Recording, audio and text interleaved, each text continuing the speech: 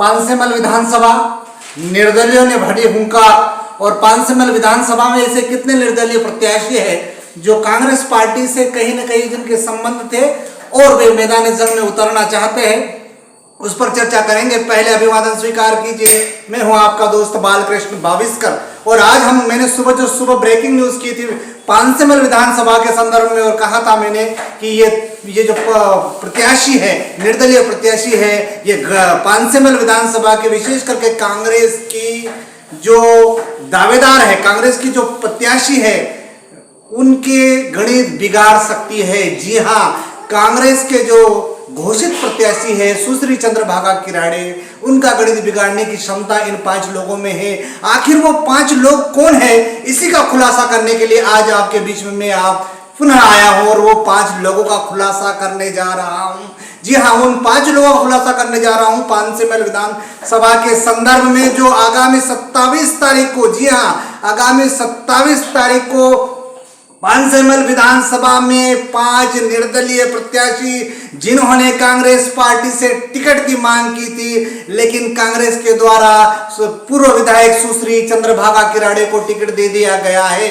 उसी के फलस्वरूप जो बगावत के सुर फैले हैं, बगावत का जो डिंगा बजा है, बगावत की जो बात सामने आई है, उसमें इन 5 लोगों की महत्वपूर्ण भूमिका है। और मैंने ही सुबह ही इस बात का आपको संकेत दे दिए थे कि पांसेमल विधानसभा के निवाली में एक गुप्त स्थान पर इन 5 दावेदारों के द्वारा एक परामर्श किया गया, मंत्रणा की गई, और उस मंत्रणा में निकलकर सार ये आया कि 27 तारीख को, जी हाँ, आगामी 27 तारीख को ये 5 प्रत्याशी पांसेमल विधानसभा में निर्दलीय रूप में सामने आएंगे और निर्दलीय रूप में नामांकन दर्ज करेंगे। और जब नामांकन दर्ज होगा, उसके पश्चात जब निकालने की अंतिम तिथि आएगी, उसके बाद विचार विमर्श किया जाएगा। और विचार विमर्श के पश्चात इन 5 चेहरों में से किसी एक चेहरे पर सहमति व्यक्त करने के पश्चात ये 5वें चेहरे में एक चेहरा होगा जो निर्दलीय प्रत्याशी होगा,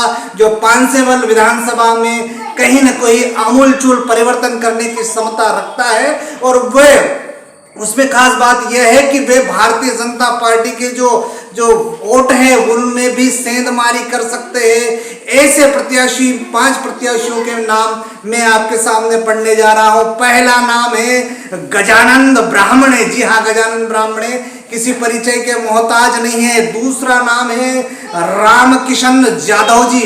रामकिशन यादव जी का एक अपना रुतबा है, वह कई वर्ष तक राय पंचायत के सरपंच रहे, जिला पंचायत सदस्य रहे, जनपद के सदस्य रहे, इसलिए रामकिशन यादव के नाम को भी नहीं भूला जा सकता है। वे भी दमदार प्रत्याशी है और उन्होंने भी टिकट की मांग की थी। तो दूसरा नाम मैंने बताया रामकिशन यादव जी। और तीसरा और सबसे दमदार नाम है राजू पटेल। जी हाँ, राजू पटेल ये वही शख्सियत है जिन्होंने मुकुल नायक पर मुख्य रूप से पहला इंटरव्यू दिया था।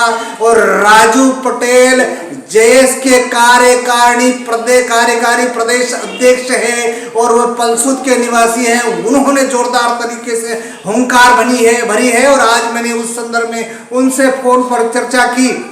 जी हाँ, मैंने उनसे फोन पर चर्चा की, मुख्य नायक ने चर्चा की, तो उन्होंने सहमति व्यक्त करते हुए कहा है कि 5 प्रत्याशियों की, और ये खुलासा भी किया है कि 5 प्रत्याशियों की सहमति हो गई है।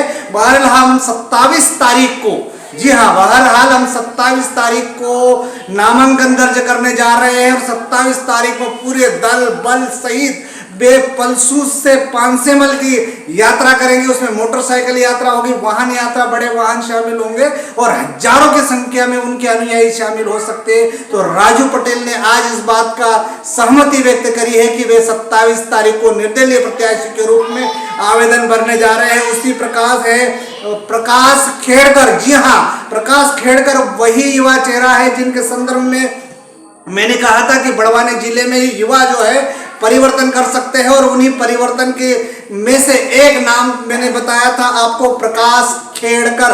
और प्रकाश खेड़कर के बाद आता है एक रमेश पटेल। इस प्रकार ये 5 नाम मैं पुनः आपको मुख्य नायक के दर्शकों को बता देना चाहता हूं।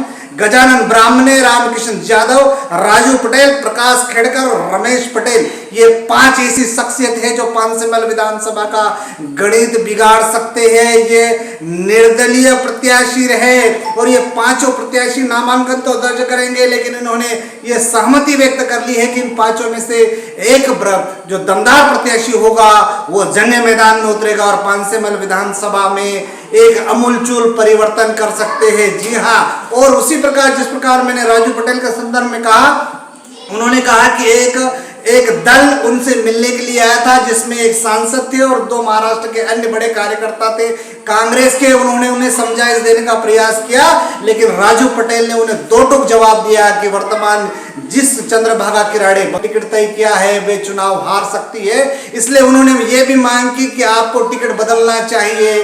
तो क्या चंद्रभागा किराड़े जी का टिकट बदल सकता है? ये कांग्रेस के संदर्भ में इसलिए कह रहा हूं कि कल ही कांग्रेस ने 4 विधानसभा प्रत्याशी बदले हैं।